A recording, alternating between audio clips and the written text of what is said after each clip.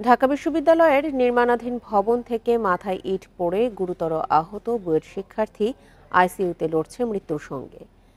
বৃহস্পতিবার রাতের প্রতিবাদে রাস্তায় বিক্ষোভ করেন সহপাঠীরা।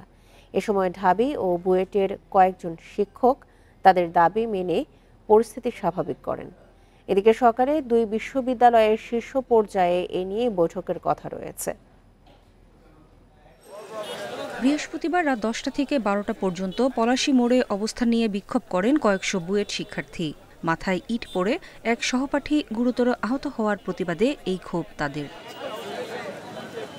প্রত্যক্ষদর্শীরা জানায় বিকেল 4:30টার দিকে নীলক্ষেত থেকে রিকশায় বুয়েটে ফিরছিলেন কেমিক্যাল ইঞ্জিনিয়ারিংয়ের 3য় বর্ষের শিক্ষার্থী তাওসিফ মাহি।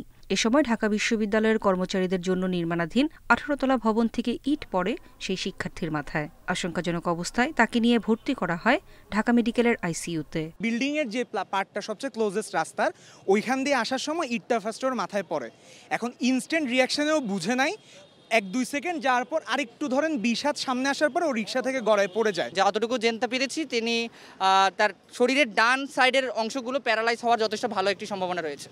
শিক্ষার্থীদের শান্ত করতে দ্রুত ঘটনাস্থলে যান বুয়েট ও ঢাকা বিশ্ববিদ্যালয়ের কয়েকজন শিক্ষক। আহত শিক্ষার্থীর চিকিৎসা ব্যয় ও আর্থিক সহযোগিতার সব দাবি মেনে নেন ঢাবির সহকারী প্রক্টর। উন্নত চিকিৎসা এবং সার্বিক চিকিৎসার দায়ভার আমরা ঢাকা ইউনিভার্সিটি কর্তৃপক্ষ ইনশাল্লাহ নিচ্ছি। যেই বিল্ডিংটি এখানে তৈরি হয়েছে এটার ইনসিকিউরিটি অবশ্যই আছে এবং যে অবস্থা হয়েছে যে এটাকে এখনই তালাবদ্ধ করা বা এটাকে আমরা বন্ধ করে রাখবো।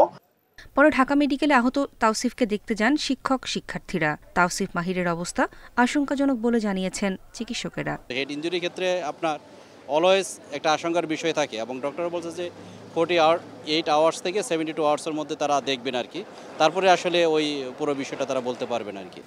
ভবন নির্মাণে যথাযথ পদক্ষেপ না নেওয়ায় আগেও কয়েকবার এই ভবন থেকে ইট ও রড পড়ে কয়েকজন আহত হয়েছে বলে জানায় শিক্ষার্থীরা। দ্রুত ঠিকাদারকে আইনের আওতায় নেয়ার দাবি তাদের। নূরে জান্নাত, ইন্ডিপেন্ডেন্ট নিউজ, ঢাকা।